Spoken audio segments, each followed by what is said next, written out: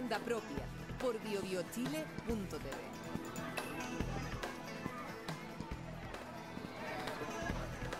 Hola, buenas tardes. Nueva edición de Agenda Propia, programa diario para analizar los temas de actualidad. Hoy día, evidentemente, vamos a estar conversando mucho sobre la renuncia del ministro de Justicia, Teodoro Rivera, que ha sido la gran noticia del día de hoy. Tenemos los invitados. ¿Cómo estás? Ana Stipicic. Bien. Magallánica, psicóloga del Grupo Alerta y La Red. Exactamente, presente. Presente. Miguel Crispi, sociólogo, ¿Qué tal? ¿Cómo estás? expresidente de la FEUC. Expresidente de la FEUC. No está mal eso. Para algunos una mochila. No, es un gran honor. Para Jaime Orpe, yo creo, ponte tú. ¿O no? Puede ser. Puede ser. Y Pablo Ortúzar, antropólogo, de la Adolfo Ibáñez, tú. No, de la antropología en la Adolfo Ibáñez nunca he ido, de la Chile, ¿Pero haces clase de Adolfo Ibáñez? sí. Y en la Católica, en la Facultad de Miguel, de hecho. Oye, partamos con lo de Rivera, con lo del ministro de Justicia, ahora ex ministro de Justicia. Era inevitable la renuncia a mi juicio, pero era inevitable por varias razones. Uno, por lo que había hecho, y dos, por lo que había dicho. Y en tercer lugar, por los problemas que tenía el gobierno. Partamos contigo, Miguel. ¿Cómo evalúas tú la renuncia? ¿Se demoró, no se demoró? ¿Qué es la gatilla? Y si finalmente tú crees que tiene futuro político Rivera a esta altura. Mira, yo creo que uno puede quedarse en lo particular y que hoy día analicemos efectivamente cuál es el futuro del exministro, si fue a tiempo o no. Pero yo creo que lo más interesante es ver de que esto es algo que explota y que es de manera sucesiva y de manera sistemática, o están ocurriendo cosas en el sistema educativo que pasaron de ser una protesta masiva en las calles a que hay señales y pruebas institucionales de que el sistema no funciona. Y el caso de la acreditación es gravísimo, porque tenemos por una parte lo que se ha señalado y lo que pasó el año pasado también con la renuncia de Lavín. Recordemos que Lavín renuncia o le quitan la dirección del Ministerio de Educación por la misma razón. Y en este caso hay conflictos de interés, es un común denominador de este gobierno. Y segundo, a mi juicio, como una falta de destreza de poder enfrentar problemas críticos, como en este caso el tema de la Comisión Nacional de Acreditación. Y ahí llama la atención de que, me llamó mucho la atención las declaraciones del presidente hace unas semanas en un programa de conversación política donde él decía, mira, lo mejor que podemos hacer es pedirle a los padres que elijan muy bien, o sea, no se vayan a equivocar. Sin embargo, la institucionalidad que tiene que proveer esa información hoy día no tiene ninguna legitimidad para hacerlo. Y en ese sentido me parece que hay responsabilidades importantes que hoy día el Ministerio de Educación no ha asumido y que no podemos intentar como resolver esto focalizando la discusión en el ministro de Justicia. Él tenía que renunciar, efectivamente no sabemos judicialmente cómo se va a resolver, pero por un tema de ética correspondía. Pero me parece que no puede ser una excusa para desviar la atención del Ministerio de Educación, donde yo creo que es donde deberíamos tener puesta la mirada. Sí, yo estoy de acuerdo. En general, efectivamente, si lo que dijo el presidente es cierto. Finalmente, la responsabilidad de las decisiones individuales están en las personas que las toman, pero esas decisiones tienen que ser informadas. Y es uno de los requisitos que exige la buena fe en el ámbito de los intercambios, lo cual incluye, digamos, por ejemplo, la contratación de un servicio educacional. Y en ese sentido, el mercado educacional chileno tiene problemas serios, profundos, digamos, y el universitario más que los demás incluso. Oye, pero también uno ve, por ejemplo, con el tema de la Comisión Nacional de Acreditación, que si uno empieza a escarbar, te encuentras que están todos relacionados, te encuentras con personeros de todos los sectores políticos, gente de grupo económico vinculado, Corbanca, o sea, todos están metidos. Entonces uno dice... La economía de la Chile es Corbanca. Entonces, ¿de dónde tú lo sacas, no? O sea, Sí. ¿cómo ¿Por dónde empieza? ¿Por dónde empieza? ¿Y sabes por qué? Porque yo tengo la sensación que al final no cae nadie, porque si no caen todos. Ese es justamente lo que yo estaba pensando. Me parece sumamente grave lo que está pasando con la Comisión Nacional de Acreditación, pero me parece más grave las declaraciones, por ejemplo, del ministro de Justicia, cuando dice que no se puede encontrar gente capaz que no tenga conflicto de interés. Esa declaración detrás... hay que ver, eso realmente es así. Toda la gente capaz que podría liderar un ministerio, que podría estar en puestos de confianza, realmente tienen conflicto de interés. Si eso es así, ¿qué estamos haciendo para regular más todavía que esas personas puedan entrar o no a dirigir las carteras? Que nos quedemos con esta sensación de que no se puede hacer más porque no hay nada más en el país, no hay nada bueno en el país que podamos elegir, que no pueda dirigir cartera. me parece más grave aún, porque eso afecta a todas las carteras. Y hemos visto problemas de conflicto de interés con las carteras de medio ambiente, con la cartera de educación, etcétera. Entonces, ahora, ese tema de fondo en específico no parece ser un caso de conflicto de interés, digamos, sino es un ministro que está involucrado lateralmente en un conflicto que tiene que ver con otra área, digamos, y no directamente con la cartera de justicia en ningún caso. Entonces, salvo en la sugerencia de que se contrate a un personero como Díaz, digamos, como asesor en Gendarmería. claro, ahí está ese Y eso es asunto, complicado ¿no? porque él había conocido, a ver, había conocido que Díaz era un tipo que llamaba a presionar y pedir pega para los familiares. Sí. O sea, eso ya te dice que Claro. tú Sí. no deberías recomendarlo. Esos son los mails que se revelaron, ¿cierto? Pero lo otro también es que justo en el momento en que esto ocurre había un centro de estudios, digamos, que estaba en proceso de acreditación. Entonces, eso enturbia un poco. Pero claro, las ramificaciones Claro, son muchas. pero tú puedes, efectivamente, lo que tú decías, como por dónde se parte, cómo se ¿Y dónde poner los límites? dónde se desenreda No, pero esta este madeja. no es un caso donde haya un conflicto de interés directo, digamos, como puede ocurrir en otras carteras, de la cartera del ministro en relación a su propia cartera. Digamos.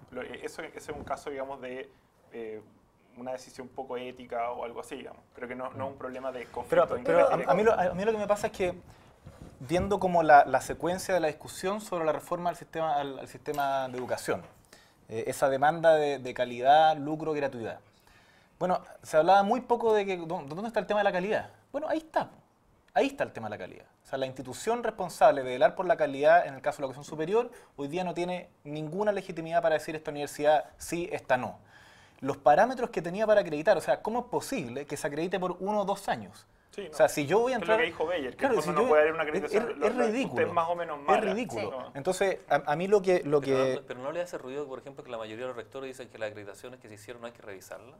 No, O sea, por supuesto. O sea, por eso es que... también uno se encuentra por con eso es que que- la propia O sea, institucionalidad de los todo para rectores atrás, todo. que están por velar por la calidad, ellos dicen, no revisemos Claro, para pero atrás porque...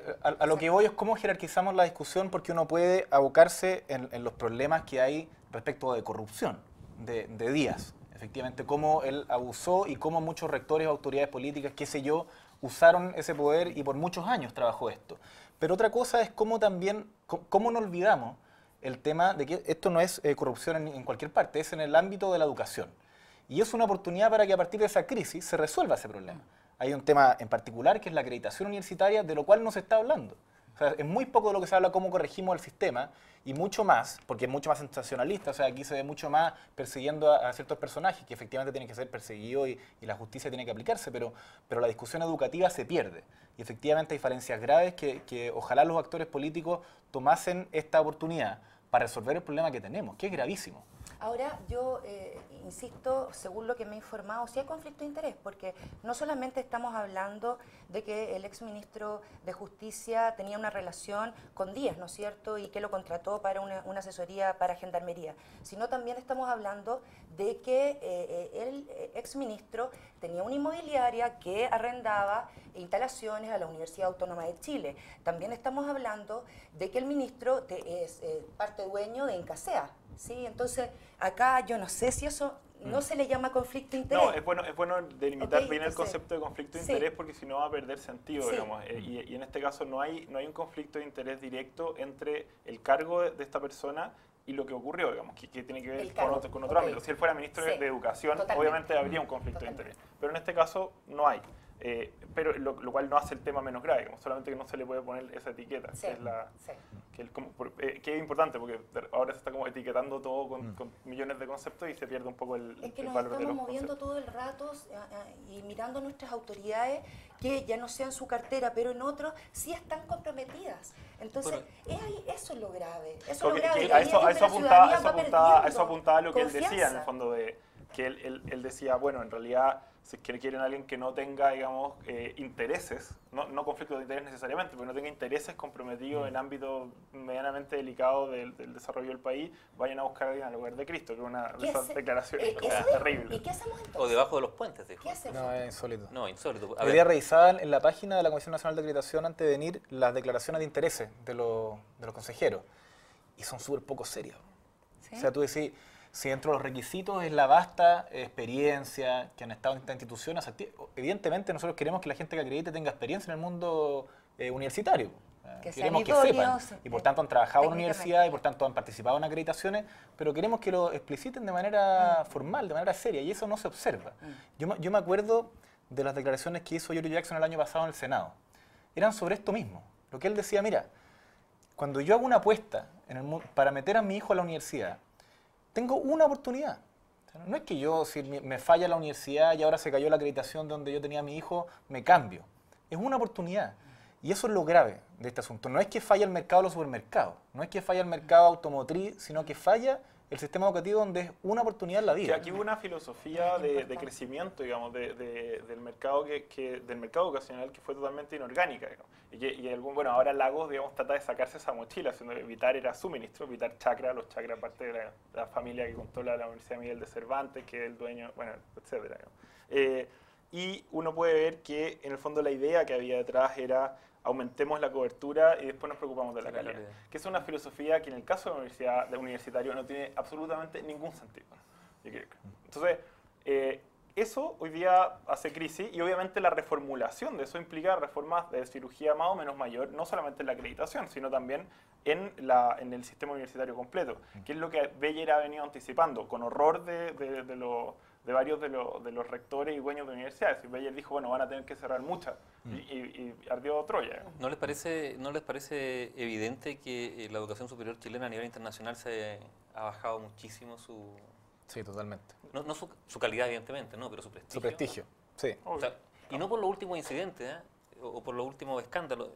Yo creo que justamente por lo que tú mencionas. O sea, se aumentó tanto la oferta que la media bajó muchísimo. Y resulta, a mi juicio, bastante sospechoso, fíjate, el silencio de la concertación respecto a cómo durante su gobierno las comisiones de acreditación funcionaron a destajo, acreditaron muchísimo, y Yo creo que la concertación no hay ninguna revisión para atrás. Yo creo que la concertación tiene vergüenza. ¿Y la Lo que es vergüenza? más grave. Yo creo que no tiene vergüenza, No, y no, eso no. es lo más grave. No, yo creo que... Eso, yo creo que ¿Vergüenza o desvergüenza? No, yo creo que efectivamente hay mucho O sea, las que... declaraciones de Lagos son desvergonzadas, más que avergonzadas. A ver, reiteremos lo que dice Lagos. Lagos dice que no se pudo fiscalizar el lucro de las universidades porque no había mayoría parlamentaria. Lo que me parece raro porque tú no necesitas una mayoría para que se aplique la ley, ¿no es cierto? No. Claramente. Para hacer una ley sí, pero la ley ya estaba.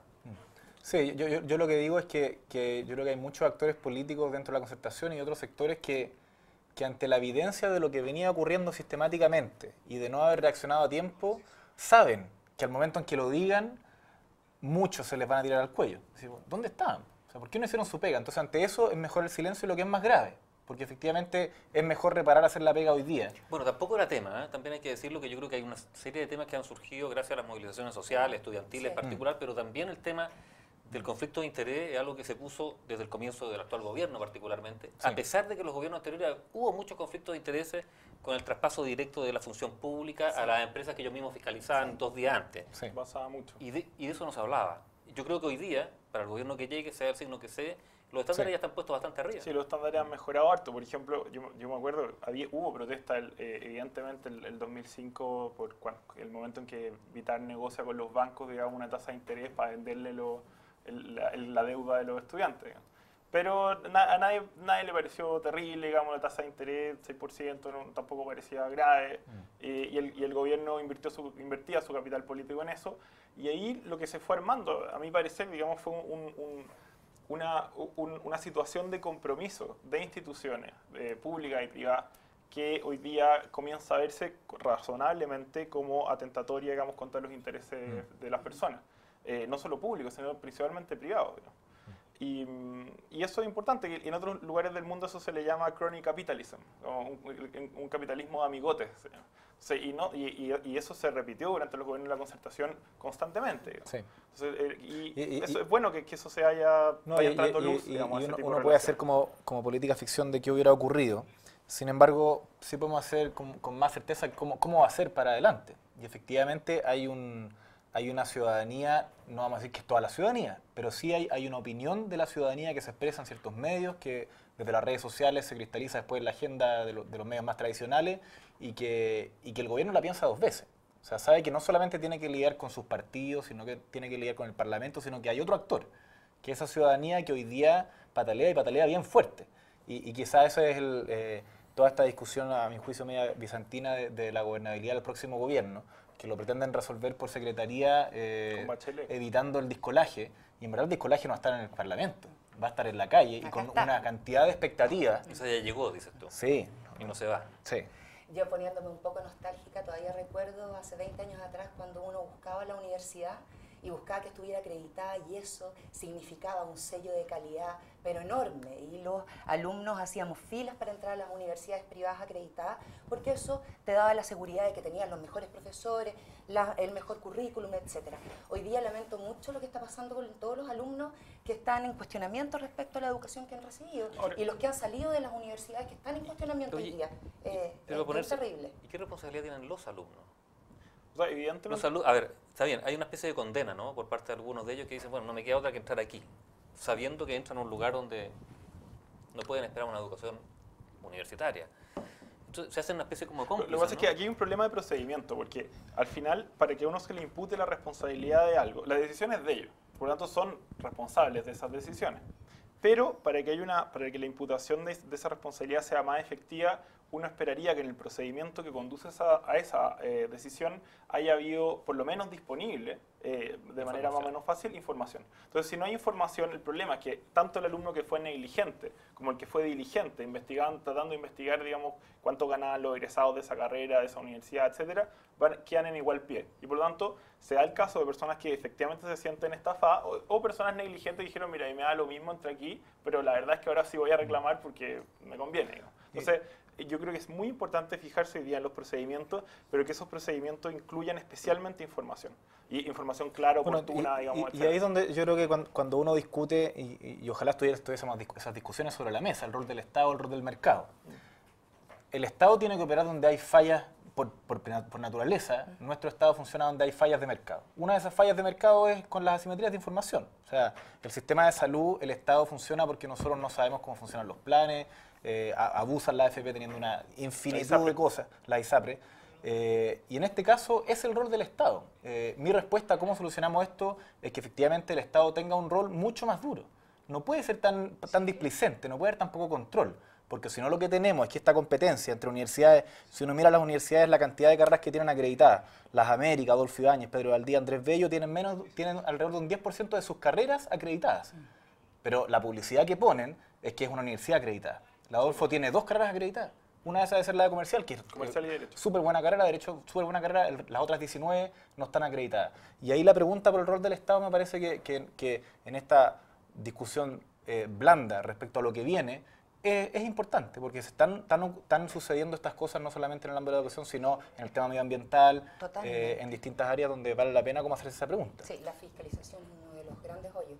Que la fiscalización, de hecho, aquí hay un problema, porque yo estoy totalmente de acuerdo, digamos, aquí un problema es cómo se coordinan inteligentemente mercado y Estado para generar seguridad, que ese es el problema. Que la crisis que tenemos es principalmente de confianza y la confianza se supera cuando hay procedimientos claros y cuando esos procedimientos se cumplen. Claro, lo Y que pasa- el problema ahí es que normalmente cuando el diseño institucional que se requiere para asegurar el cumplimiento de estos procedimientos es bastante complejo y normalmente los legisladores optan por crear millones de pequeñas agencias, instituciones, un enredo de agencias que finalmente nadie vigila a nadie, nadie se coordina con nada y eso termina generando corrupción, pero Y nadie mucho es empleo. responsable de nada. Pero mucho empleo, digamos. Entonces, y esa es la salida que los partidos suelen preferir. Mira, vamos a hacer una pausa porque hay una pregunta que queda pendiente. Si es confiable el Estado a esta altura. Si nuestro Estado es confiable. Vamos a hacer una pausa, síganos, escríbanos, recuerden, @biobio, nuestro Twitter, Facebook, Radio BioBio. Agenda propia, volvemos en instantes. El gabinete Sola, la logró Agenda propia por biobiochile.tv. Volvemos con agenda propia. Habíamos dejado planteada una pregunta, ¿no es cierto? Si nuestro Estado es confiable. Escríbanos al Twitter, @biobio, y al Facebook, Radio BioBio, para escuchar sus preguntas y comentarios. Bueno, ¿es confiable el Estado? A mí me hizo mucho ruido lo que dijo el expresidente Lago, ¿no es cierto? Como no había mayoría, por lo tanto no podíamos hacer cumplir la ley. Entonces, si hay un Estado donde su presidente o expresidente dice que en algún momento un periodo presidencial no podían hacer cumplir la ley porque no tenían una mayoría parlamentaria, uno se pregunta qué se puede esperar hoy día, ¿no es cierto? No, Porque- es confundir además las funciones de las instituciones, porque Sí, la pero, mayoría es para legislar, no, claro, no para por supuesto. cuando ya Yo está creo que y es, en contra, y es no lucro. La pregunta es si hay un tema de intencionalidad política también, No, vale la- decir si tú aplicas la ley en virtud de ciertas Yo creo mayorías que que tiene o no. dentro de muchas, yo creo que hay dos grandes frases que marcan la línea editorial de la concertación en 20 años. Una es hacer en la medida de lo posible, al comienzo, de Elwin, y otra es las instituciones funcionan, de Lago. Sin preocuparse cómo Y, funciona. claro, y eso convierte en realidad. Yo creo que cuando nos acercamos a la OECD, este país emergente, la visión internacional de Chile y también de nuestros países de Latinoamérica es que Chile es efectivamente un país donde las cosas funcionan. Y funcionan hasta cierto nivel. Yo creo que ese es el punto donde estamos hoy día, donde alcanzamos a crecer en cobertura, alcanzamos a pavimentar y hacer tremendas carreteras. Hoy día en vivienda estamos avanzando para resolver los problemas que quedan de personas que no tienen casa, pero en el tema de la calidad, de la densidad de esas políticas es donde fallamos. Y que la concertación continúe con esta mirada de no teníamos mayoría para temas, por ejemplo, de regular, cosas que ya estaban en la ley. O sea, si en verdad uno no necesita el Parlamento, como tú decías, para regular algo cuando dice el lucro está prohibido en la educación superior. Bueno, se regula, se toman medidas y se sanciona. Y que esta sea la excusa de que no hay mayoría y que hacíamos las cosas en la medida de lo posible, en un país donde las instituciones más o menos funcionan bien, es una mirada miope que no quiere ver. Y esa es la concertación hoy día. Me parece que... Lago yo creo en este caso está mintiendo, o sea, abiertamente. No está echando, generando una cortina de humo argumentativa, digamos, sobre algo que evidentemente... Cuando él echa la culpa, digamos, a la mayoría del Congreso, digamos. Que no había cómo hacer, no había cómo aplicar la ley. Entonces, hacer aplicar la ley. Eso no tiene ningún sentido impresentable que un presidente cuyo capital se forjó, digamos, hablando de la importancia de la institucionalidad, salga con algo de esa categoría bajísima, para evitar enfrentar temas de fondo. Pero, no obstante, y eso yo le reconozco, digamos, a la concertación avances positivos, efectivamente nosotros tenemos una institucionalidad diseñada en la medida de lo posible, pero en los 90. Y todo se hace en la medida de lo posible. Yo creo que la frase de Erwin no es mala, digamos, la medida de lo imposible nunca ha sido muy buena. Pero que esa institucionalidad hoy día, dadas las condiciones actuales, dadas las transformaciones que ha vivido el país, comienza a enfrentar problemas para los que no tiene respuesta, que no logra procesarlo. ¿Y no crees tú que también hay un problema de legitimidad? Porque, a ver, recordemos que aquí hubo una transformación social gigantesca en nuestro país, que en cierta medida fue impuesta por la fuerza. Yo creo que no sé si eso termina haciendo ruido, bueno, tú eres psicóloga, en el inconsciente. Vale decir, aquí hubo nuevas políticas económicas de todo tipo que han sido validadas a través de elecciones, es cierto, pero su imposición fue a través de la fuerza durante la dictadura militar. Y cuando Elwin habla de en la medida de lo posible, también lo dice en la referencia que no tiene los instrumentos disponibles, fuertes, para cambiar un curso de la transición que estaba muy marcado por las leyes de amarre, por las mayorías espurias a través de los senadores designados. Entonces, yo no sé si en el inconsciente colectivo, por así decirlo, esto de sentirse apretado no funciona, no se hace palpable a la hora de ser timorato, de no haber reclamado durante 20 años los gobiernos de la concertación. La concertación tuvo el aval, digamos, de una opinión pública que no quería reclamarle porque ellos eran, en teoría, los garantes de la democracia.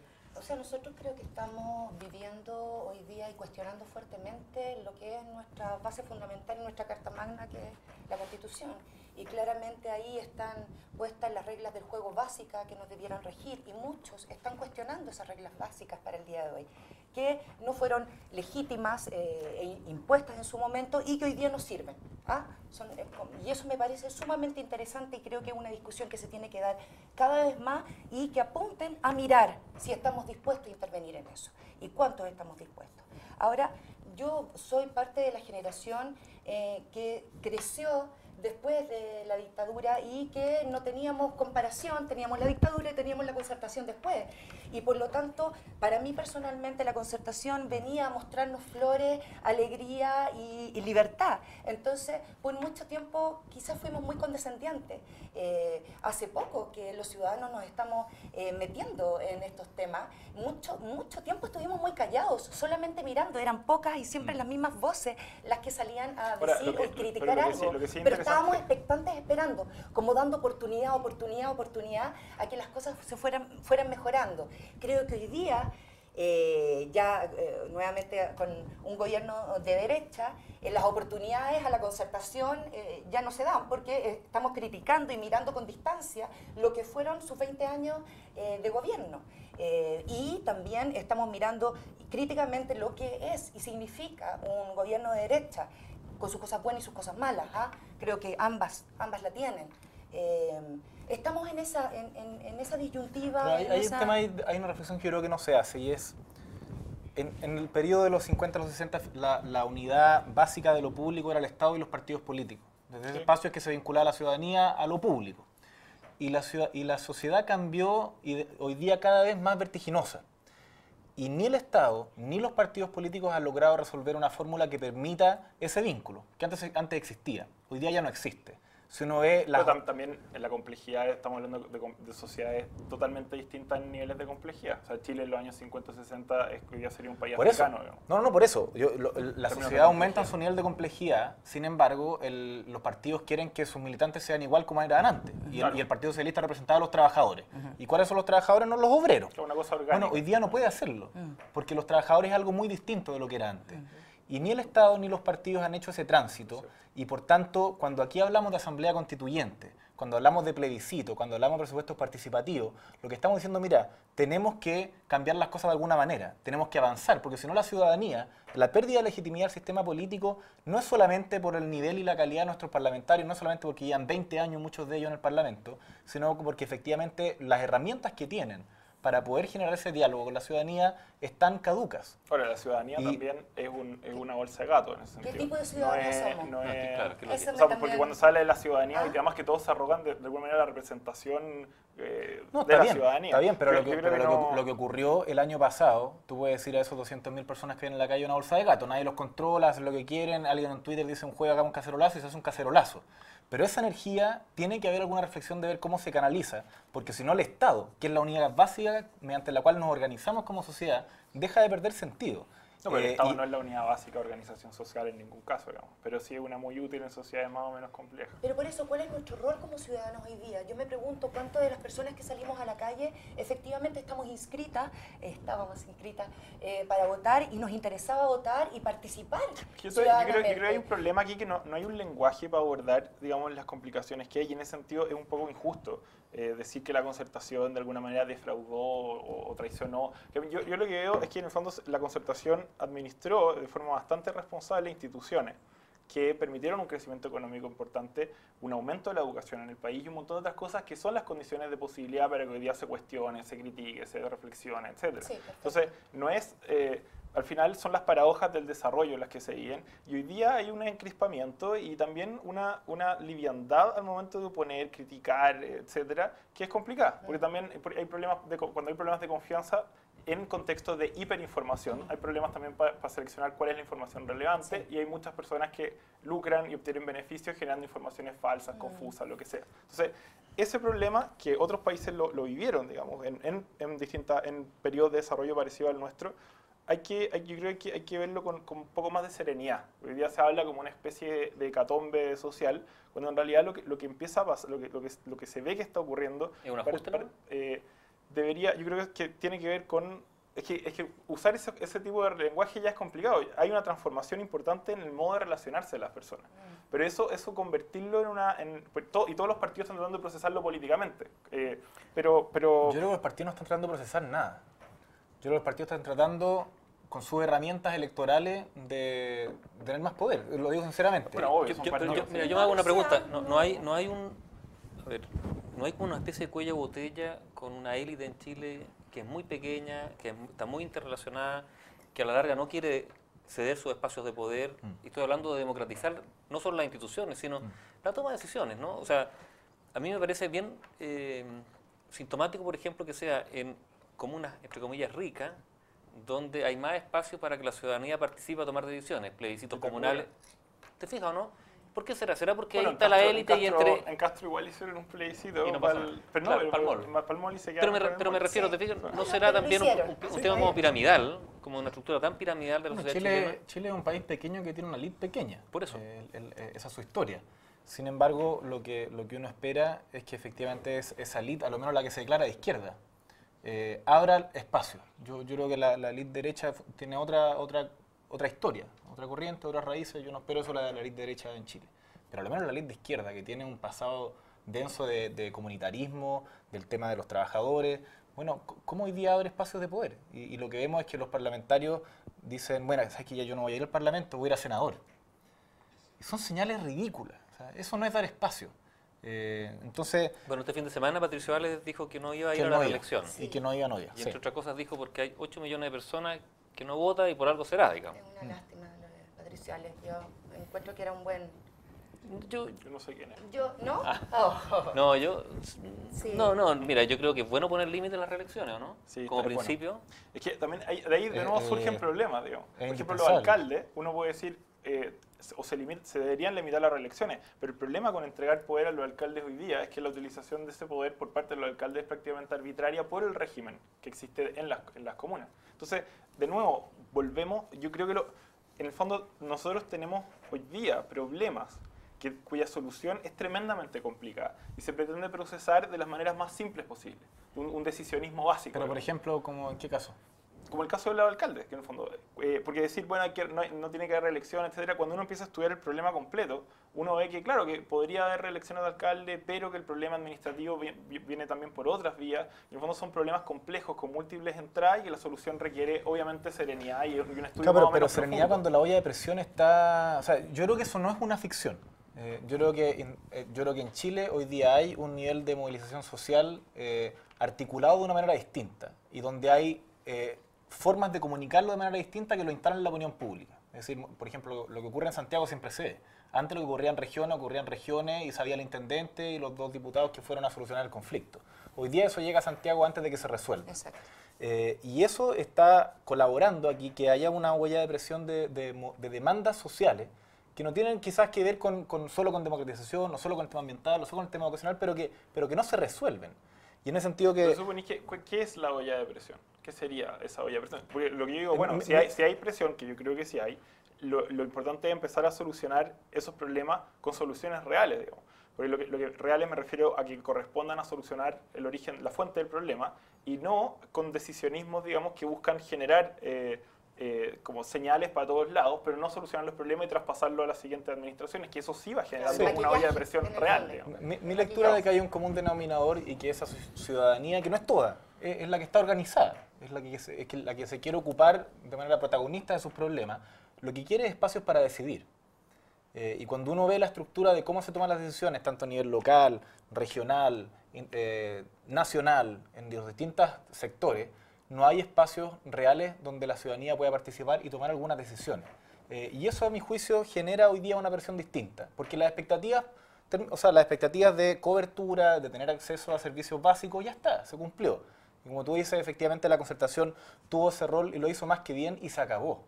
Y lo que viene, a mi juicio, son estas preguntas respecto a cómo se organiza institucionalmente el país, de manera que la ciudadanía pueda participar de un mínimo de toma de decisiones.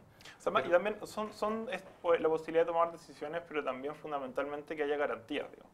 Yo creo que hay una crisis en buena medida de la credibilidad de las garantías que se le entregan a esa ciudadanía. Nosotros necesitamos garantías, digamos, porque si no las personas, en el fondo uno no puede vivir constantemente decidiendo. Esa era la pretensión de los partidos sesenteros, era la diferencia entre el ciudadano y el militante. El militante era una persona que se ocupaba todo el día de decidir cosas. Nosotros necesitamos garantías para poder hacer nuestras vidas tranquilos, digamos. En ese sentido, de repente yo escucho en el lenguaje de algunos grupos políticos mucho desprecio por el ámbito privado. La gente hoy día construye sus vidas en el ámbito privado y mucho de lo que más le entrega sentido está ahí. Por lo tanto, el problema, yo creo, más allá de la participación o no, son las garantías que hay respecto a los resguardos que estas personas consideran al momento de tomar decisiones. Por ejemplo, el caso de la universidad. En el fondo, si yo confío en el sistema institucional en la medida que si me entrega la certificación para evitarme a mí el trabajo de hacer millones de cosas para llegar allá. Y eso es lo que está en conflicto. Entonces, efectivamente, por un lado pueden ser espacios de decisión, pero yo creo que el problema central está en las garantías institucionales. Y ese es otro tema donde la participación es importante, pero es solo una variable más de la solución. Lo que pasa es que también hay mucho silencio. Por ejemplo, hace un par de días tuvo esta reunión del directorio de NERSE, ¿no es cierto? Sí. y se cuestionó por parte del representante de la AFP, se cuestionó ahí de que el presidente del directorio de Nersi, Pablo Irarrázaval, al mismo tiempo es presidente de la Bolsa de Comercio, diciendo, esto es incompatible, en otro país esa cosa, o sea, tiene que... Y él dice, no, esto es un tema zanjado, yo lo he hecho muy bien, he generado grandes utilidades para... Entonces, yo no sé si en algunos ámbitos, porque estamos hablando de la Bolsa de Comercio, Nersi es élite, ¿no es cierto? Uno podría decir, ellos se van a poner en los máximos estándares internacionales, y resulta que justamente ahí no. Claro, eso es una señal de provincianismo, por ponerlo en esos términos. Obviamente, yo crecí en la provincia, todo lo que uno quiera. Todos pero somos provincianos. es lo que se hubiera llamado provincianismo, en el sentido de que cuando se está trabajando con la confianza de millones de personas y cuando los errores en estos ámbitos, digamos, cuestan muy caro, se deben exigir, digamos, los filtros más exigentes para la toma de decisiones. Y es la manera en que Estados Unidos trató de resolver estos asuntos y la manera en que, bueno, en Europa menos. Europa es un país lleno de conflictos de este tipo de problemas. Y la eurozona, o sea, los eurodiputados, los europarlamentarios son ya mejor ni meterse en esa bolsa de gato. Pero en Estados Unidos han lidiado bien con problemas como estos, generando filtros institucionales importantes, que además son públicos. Nosotros tenemos un problema con eso, ¿no? Con someternos a estándares públicos de evaluación, a transparencia en los procedimientos, etc. Totalmente. Yo creo que lo primero sería transparentar toda esta red de relaciones, a quién está relacionado con qué, quién lidera acá, quién es gerente acá, quién estuvo en esto, para, de alguna manera... Ahora, el problema con eso es la sensación de casa de bruja que justamente, o sea, con justicia yo creo, se genera, en el sentido de que esta persona, en el fondo, la manera en que se viene procediendo, en ningún caso se podría decir que todas estas personas son corruptas o malintencionadas o lo que sea. Y el problema que hay ahí, que es lo que yo vi, por ejemplo, en ENADE, era esa sensación. Le diga, mire, si nosotros... es verdad que hay conflictos de interés, es verdad que hay, digamos, problemas, las fallas de mercado son relevantes, pero la sensación de ataque constante y de estigmatización y por lo tanto la respuesta, la defensa corporativa como respuesta, también es un problema. Entonces, lidiar con eso, digamos, es que ese también es algo que nosotros como ciudadanos también tenemos que aprender. No es negro o blanco todo, pero primero tenemos que conocer quiénes están para que por lo menos sea transparente. Esa yo creo que es la base. Estoy de acuerdo. Hacemos una última pausa, estamos de vuelta. Vamos a comentar también lo que dijo hoy día el ministro de Energía. Volvemos en un instante. ¿Qué dijo el ministro de Energía? Agenda propia por biobiochile.tv. Agenda propia, último bloque con Miguel Crispi, Ana Stipicic y Pablo Ortúzar. Les mencionábamos que íbamos a comentar un poco lo que dijo hoy día el ministro de Energía, Jorge Bunster. Dijo que el país va a enfrentar serias complicaciones en los próximos 4 años, complicaciones energéticas por la debilidad del sistema de transmisión. Dijo que hay que probar rápidamente la carretera eléctrica. Esto nos remite a lo que hemos estado conversando, ¿no? Cómo conciliar efectivamente una institucionalidad que genere espacio para inversiones, crecimiento, proyectos, pero que se concilien, digamos, con las demandas ciudadanas de vivir en un ambiente limpio, de que la cosa no le pasa por la puerta de la casa, etcétera. Es súper difícil, es fácil decirlo así, digamos, pero... Claro. Tú estás con un proyecto, con una campaña. Bueno, tú y la Riesco ya subimos lo que pasó, ¿no es cierto?, en algún momento. Sí. Y la pregunta que cae finalmente, si la toma de decisiones no termina alejándose cada vez más del lugar, y termina en el Consejo o en el Comité de Ministros, ¿no es cierto?, que ya no mira el lugar, sino que simplemente toma las decisiones desde, bueno, lógicas políticas que son válidas, de necesidades estratégicas del país, pero ya eludiendo finalmente hacer la coincidencia entre los intereses particulares de la localidad y del país. Entonces, yo no sé qué solución hay. Mira, a mí me pasan varias cosas. Por un lado, es cierto que necesitamos más energía, pero también necesitamos otro tipo de cosas. También necesitamos eficiencia energética, que hay que poner un presupuesto fuerte para incentivar la eficiencia energética, sobre todo en las grandes empresas. También necesitamos un desarrollo de país, pero marcado y delineado por el Estado, no por la empresa privada que decida qué industria quiere poner, dónde, cuándo y cómo. Hay varias cosas detrás. Yo le tengo miedo al Estado. Tema. ¿Sí, estas cosas? Sí. No, ¿saben que le tengo miedo al Estado? Porque finalmente el Estado son una suma de instrumentos. El Estado no es necesariamente la opinión de la ciudadanía. Y a veces el Estado termina funcionando como instrumento, por decirte algo, para algunos emprendimientos particulares que tienen cooptado el Estado a partir de vínculos políticos, qué sé yo, o de otra cosa. Entonces, yo no sé tan fácil, no me parece tan simple cómo hacerlo. No, pues no es simple. Yo creo que No tiene nada de simple. anteriormente conversábamos respecto a esta como urgencia de discutir sobre proyectos. Y efectivamente, yo no sé cuál es la discusión país respecto a, o sea, cuando se habla necesitamos tanta energía, si no en 4 años colapsamos. Sí. Eso supone que hay una decisión respecto al tipo de país que queremos hacer en 4 años más. O sea, ¿cuánto vamos a gastar O y sea, por que qué? hay una mirada de Claro, a futuro. y me imagino que eso alguien cuando se dice eso con tanta claridad, es porque alguien lo decidió. Pero, No, pero- o sea, en el fondo, al grado, nosotros hemos venido creciendo desde el año 90 un 3,3%, digamos, en nuestra capital energético hasta el año 2008. Sí. Y el 2008, el siguiente paso, digamos, que yo me leí hace poco un artículo de Marcelo Tocman, que fue ministro de Energía en Sí. algún momento, y él decía, bueno, y el problema que tenemos ahora es que vamos a tener que fue lo que hizo Bachelet, de hecho, multiplicar las centrales a carbón, después de la crisis que tuvimos con Argentina Sí. y el gas, etc. Ya que vamos a tener que multiplicar la central a carbón, Tocman decía, bueno, y aquí el problema, el desafío es el tema de los filtros, digamos, que cómo hacer lo menos contaminante posible las centrales a carbón. Bachelet multiplicó las centrales a carbón porque las decisiones más grandes, digamos, de proyectos hidroeléctricos en general traen mayores problemas, son más sensibles a la comunidad internacional y todo lo demás. Entonces, ese fue el asunto. claro, pero- y nosotros necesitamos de aquí, a ese ritmo de crecimiento, necesitamos crecer 1000 Por eso, megawatts. la pregunta es si nos acomoda ese ritmo de megawatts. crecimiento. O sea, Esa es una había gran un pregunta. sociólogo que decía, mira, si uno cree que si seguimos consumiendo las cosas no se van a acabar, o uno es economista o en verdad es un imbécil. O sea, las cosas se van a acabar. Y hay una pregunta razonable, que no es una pregunta romántica, ¿Pero sobre qué cosas se van a acabar? bueno, los bienes, o sea, el capital, lo que uno produce, los bienes naturales se acaban.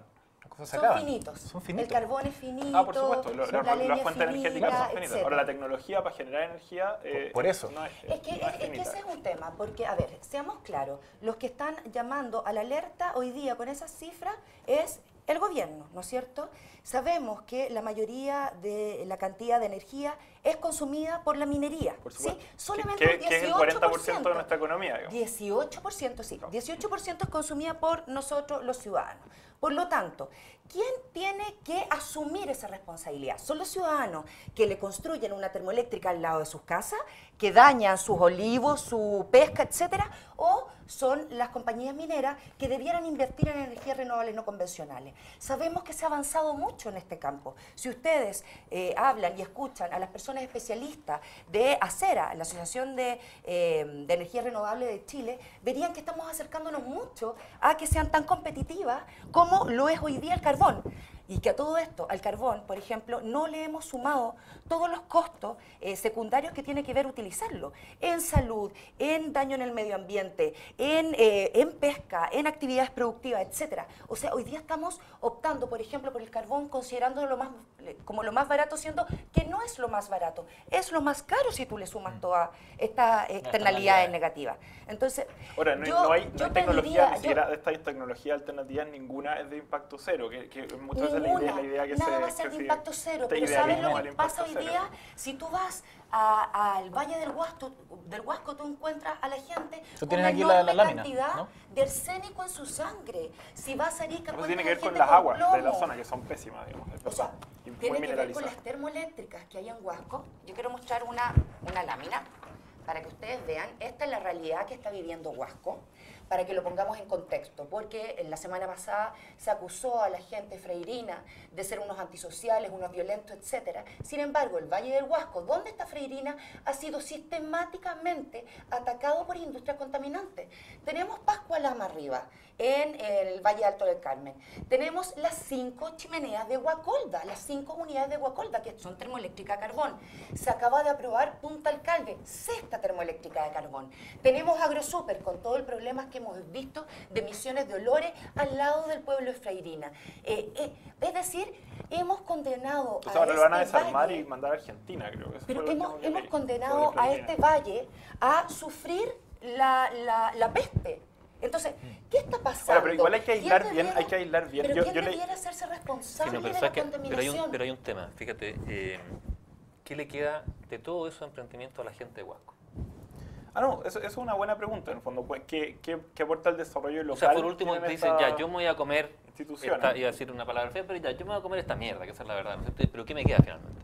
Ahora, lo que yo creo Y ahí yo creo que tenemos un drama que es el centralismo también. Vale decir, emprendimiento instalado en regiones. Y nuestra matriz productiva. O sea, si uno ve la historia de Chile, básicamente Chile es como una molienda, una gran molienda, donde hemos molido trigo, donde hemos molido salitre, cobre, molemos piedra, sacamos... Pero perdónenme, ¿saben qué? A Entonces, el Huasco, argumento ¿saben lo que le sesentero de queda a la Huasco? sustitución de importaciones. Pero ¿saben lo que digamos, le queda a Huasco? A Huasco le queda desesperación, le queda enfermedad.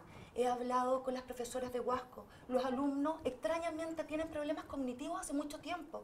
Yo visité Huasco, yo agarré un imán y en cualquier esquina de Huasco donde juegan los niños, los techos de las casas de Huasco, tú levantas metal. Por culpa de la CAP que está ahí, el centro de fábrica de acero. Por favor, eso es lo que le queda a la gente de Huasco. Y hoy día más encima, como se cerró AgroSuper, queda mayor cesantía. Hemos puesto a la gente de Huasco en un dilema que no tiene corazón, en un dilema macabro. Les decimos, asuman las consecuencias y ahí tendrán empleo. Asuman las consecuencias ambientales y ahí tendrán empleo, y si no quieren asumir las consecuencias ambientales, si se quieren defender de ellas, se les quita el empleo. Ahora, pero Eso hay un tema, eso es hay un justo. punto muy importante, que es cómo se defiende uno de las consecuencias ambientales de este tipo de fuentes de emisión, digamos, de contaminación. Porque es muy distinto exigir aumentar los estándares de filtración y procesamiento de la contaminación que se hace, digamos. Sí. Y que hoy día hay tecnologías que son bastante más caras, pero que se pueden exigir para asegurarse de que esta contaminación sea la menor posible, a terminar expulsando, digamos, de una zona todas las inversiones importantes que se puedan hacer en esa misma zona, que son dos cosas muy distintas. Totalmente de acuerdo, pero hoy día la comunidad de Huasco, el año pasado declararon toda el valle como zona de latencia. Yo creo que es zona saturada ambientalmente. O sea, fue lo que pidió el alcalde. ¿Cómo en No, una pero cosa? que fue obtenida. Sí, Que son es zona de latencia, zonas sí, es insólito. Como en una zona de latencia se acaba de aprobar una cesta termoeléctrica, se acaba de aprobar el crecimiento de la CAP, se acaba de aprobar el crecimiento con la quinta unidad de las Guacoldas. Perdónenme, pero aquí no tiene que ver con que el Valle del Huasco tenga rabia contra el empresariado, el desarrollo y no quiera eso para su comuna. Lo que pasa es que ya no creen porque nadie está velando por ellos, porque no han tenido una autoridad fuerte. Cuando la Porque respuesta que obtienen en Santiago... como tú decías, ahí en ese caso las instituciones funcionaron pero mal. Claro. O sea, también hay un tema de que no basta con que funcionen las instituciones, sino que hay que estar permanentemente revisando cómo están funcionando las instituciones y cuáles son los estándares que se ponen y se van Pero los estándares de nuestra... se van ajustando. Lo que TOCME mostró en el 2008 es que los estándares de contaminación, justa de emisión, de nuestra institucionalidad para ese año, yo no sé si luego se modificaron, pues no soy experto en este tema en ningún caso, pero eran bajos en relación al mundo. Entonces que había una necesidad de revisar y aumentar, digamos, los estándares de manejo de emisiones para todo este tipo de inversiones, lo cual entrega cierta garantía a las comunidades. Ahora, el problema que hay, que yo estoy de acuerdo, es que las confianzas se perdieron. Las confianzas se pierden y reconstruirlas cuesta mucho. Estuve en Huasco y llegaron muchas mujeres con exámenes de sus hijos con el nivel de arsénico, el nivel de vanadio, de níquel en la sangre. Como si yo fuera alguien, doctor... Y una pena, estos exámenes eran hace casi 20 años atrás. Hace casi 20 años atrás, ellas andan con sus exámenes porque todavía no hemos tenido... Es una película... es de terror. Ahora, igual Es una hay que... película de terror lo que está pasando. que- Y espérate una cosa. Sí. Y, ¿sabes que llevaban a mano, cuadrito por cuadrito, las tasas de muerte que tenían en Huasco? Porque como no tienen un hospital ahí, no saben exactamente las tasas de muerte, pero según los habitantes que comparaban las tasas de muerte en el pueblo de Huasco con Eran más altas que las mucho comunidades. más alta. Y yo le pido, autoridad, por favor, vea eso usted. ¿Cómo usted no tiene esas tablas? Yo no creo en ese estudio del exministro Tocman. Si tú vas a Huasco, el sentido común te dice que algo muy malo está pasando ahí, tal como te lo dice en Ventana. Ah, no, tal pero como te lo dice en la Tocman lo que escuela. decía En términos generales. ¿no? Tocman hablaba de que la norma era El muy problema baja. de la norma para emisión de carbón era muy bajo en La Chile en relación ministra al a mundo. cada rato dice, oigan, pero si la norma se cumple, acuérdense para sí, la CREA. es probable que se La cumpla. El norma problema se es la norma, cumple. claro. Y los niños de la CREA terminaron ¿cuántas veces en el Yo hospital? creo que uno cae en Y la norma se tentación cumplía. es mucho más fácil tirarse en contra de la ministra Matei, porque son más pintorescas sus declaraciones. O sea, efectivamente que venga los habitantes del Valle del Huasco y Freirina, y él le diga, mira, sé que ustedes si no quieren, bueno, se quedan sin trabajo, el problema de ustedes, nosotros no los vamos a ayudar, lo que es impresentable. O sea, que un ministro del Estado, que es la ministra del Trabajo, te diga, mira, el problema es tuyo, el Estado no te va a ayudar. Es impresentable. Sin embargo, como que... O sea, pero el Estado no tiene por qué generar fuentes laborales en sectores donde no hay, digamos. No, pero debe cautelar que las fuentes laborales que están ahí respondan lo que tú dices es que, primero al respeto por la vida, a la calidad de vida, y no acá no hay esclavos en este país. A nadie se le puede estar obligando a trabajar en un lugar que no está cuidando el tu Estado entorno. debe velar por el cumplimiento de la ley, digamos. Y en el fondo aquí puede haber problemas, yo creo, en los estándares que se exigen legales, en los estándares legales que hay para aprobar este tipo de centrales. Y también puede ser... Pero el Estado tiene muchas más herramientas. O sea, efectivamente tú puedes decir, mira, sabes que se acabó la planta, no sé cuántos miles de empleos menos, hasta aquí llegamos nosotros. Sin embargo, el Estado tiene subdere, tiene gobiernos regionales, provinciales y tiene muchas herramientas para proveer y generar emprendimiento. O sea, no se puede desprender ni desentender de problemas de ese tipo. Y las declaraciones que hace hoy día el gobierno es que, mira, sabes que si ustedes siguen en esta parada, hasta que llegamos. Y además hemos entrado en una cosa como de acusaciones. Vemos que AgroSuper se indigna ahí, y hace una pataleta Bueno, y pero cierra. efectivamente no, pero aquí hay un problema que la actitud que se tomó, digamos, que no tiene que ver, yo no sé, las personas pueden estar desesperadas y todo, pero las personas responsables, en este caso los alcaldes, que son las autoridades locales, y las autoridades que aparecieron apoyando, digamos, desde distintas partes, entre ellos Girardi y todo este tipo de gente, digamos, no se hicieron... No, Girardi es impresentable. No se hicieron responsables de buscar, de orientarse a la solución en la negociación de estos intereses en conflicto, sino más bien al escándalo, digamos. Sí. Y eso terminó con un problema grave, digamos. Pero, ¿sabes? Yo creo que estamos terminando. Sí, pero qué pena, porque ¿sabes lo que hay? Tantas ganas de hablar más de esto. Sí, pero vamos a seguir hablando en otras ediciones. Yo tengo la sensación de que la capacidad de diálogo, yo no sé si Chile tuvo mucha capacidad de diálogo en un momento, pero la sensación de que hoy día está en los niveles más bajos. Está erosionada. Porque sí. La capacidad de diálogo también tiene que ver con si tú confías en el otro. En que si tú lo que le estás diciendo va a tener buena recepción, desde la buena fe. Claro. Y yo creo que la buena fe es lo que se ha perdido. Vamos a terminar esta edición de Agenda Propia. Van a quedar invitados para las próximas. Gracias a Ana Stipicic. Sí. Algún día vamos a hablar de Isla Riesco. Sí, de Isla Riesco. Oye, pero ahora de hablar de la campaña Move in Chile que hemos lanzado, que es un espaldarazo para todos los temas ambientales de nuestro país. Estamos tratando, entre medio de tanta pena y desesperanza, con lo que está pasando, de alegrar a la gente, de decir que hay esperanza, pero que la esperanza y el avance en estos temas depende de que cada uno de nosotros nos involucremos. Así que para que se metan en alertaislarriesco.cl van a encontrar la campaña Move in Chile, a la que están invitados todos los chilenos. ¿Ya? Gracias, Ana. Gracias a Miguel Crispi y también a Pablo Ortúzar. Será hasta la próxima. Hasta la próxima. Chao, gracias.